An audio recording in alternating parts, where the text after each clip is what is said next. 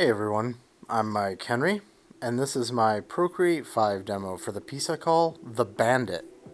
So this was done as a draw this in your style for my online buddy, Ilias Patlis. He did this a bit ago now. It was when I had first completed my move back to the States, and as I discussed in the last video, this was like around a time when I wasn't really coming up with ideas that easily. So the draw this in your styles that were going around were a really good way for me to kind of get going, I guess you could say. So I've talked about draw this in your styles before, since I've done some videos on the ones that I myself have done, I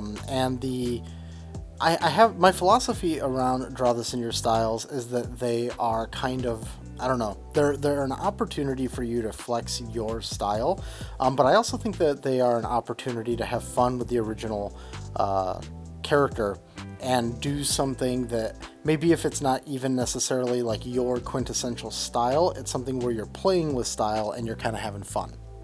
So I had just gotten done with the collaboration that I did with Renato, and then the sort of like aquatic sea creature lady, and so this was me wanting to do something that wasn't so in depth with like the rendering and everything.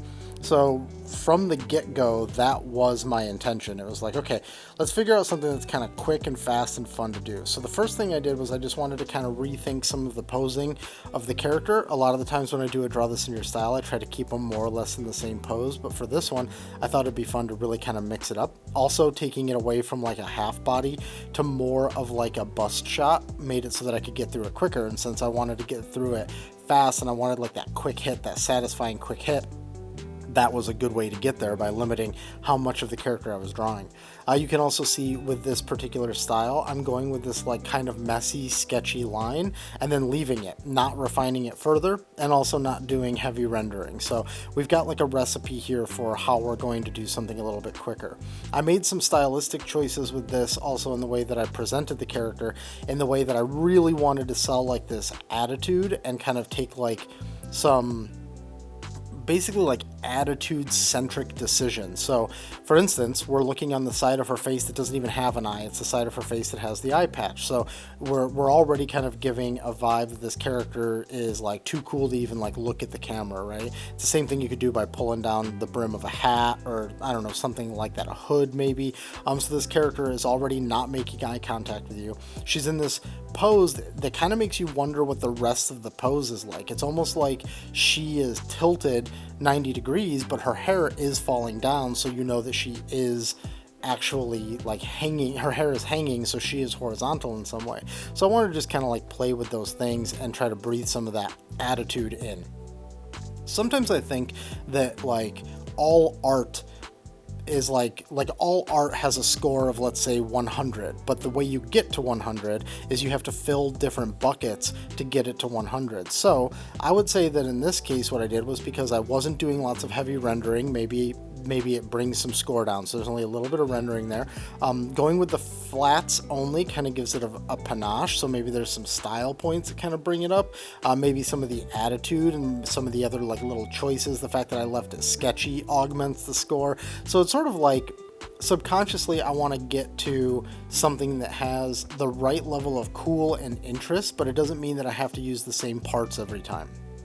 And that was kind of the exercise here. You can see that we've got a little bit of this very, very subtle color gradient in the background. We slap some noise on it. We're doing like cast shadow across her in a very stylistic, graphic way. We're adding some bloom. There's a lot of stuff in this that was decided to be explicitly graphic and not be very representational. There's no cast shadows other than the cast shadow that is caused by this streak of light that's coming through, and then her face casting shadow onto her hair. But you can see that there's no AO, there's no rendering, there's no anything really other than that. That is our sole source of lighting in this. You know, I referred to Ilias as online buddy. He and I actually almost met once, because before I worked at King, I interviewed in the Stockholm office, and that's where he worked at the time. But the day of my interview happened to be a day off of his. So unfortunately, we have never been able to be in the same place at the same time, despite also working for the same company at the same time. But, you know, there's always the future, right? As soon as we just lick this whole pandemic thing, well, actually, I guess you shouldn't do any licking during a pandemic. But anyways, as soon as we get past the pandemic, hopefully there'll be some more travel again, and that day may soon come. So this video is more of a quick hit. The piece was quicker to do. Again, I wanted to really focus on like the decisions of the design, the decisions of the posing and the way that the composition is, and try to get a reduction in the complexity of it so that I could just kind of like focus on those and get this thing out the door in like a way that still looked cool, but was decidedly less heavy lifting in order to do it. I just also want to point out there's a subtle like dot matrix texture in the shadow. That's no different than just no more complex than just using a black dot matrix and then lowering the opacity by like a ton. So here is the final version of the image. I think the main things that make this a draw this in my style is the fact that I think it's some of the shapes. Even though it's sketchy, some of the line work, there's some decisions that are made on the color side that maybe feel like me, maybe it's just the whole recipe. And then I made sure to hit some of the things from Ilias's original, like having that white X on the gun and the hearts, although things are in different places. I'm still trying to like, you know, reference that kind of stuff. This character seems like a complete badass, and I look forward to Ilias maybe bringing her out a couple of times for some more pieces in the future. So thanks to Ilias for creating this character and putting it up as a draw this in your style. Thanks to you for watching. If you enjoyed this or any of the other videos, please consider hitting like and subscribe. And if you're looking for me on the internet, here are some icons for a bunch of other sites that I'm on.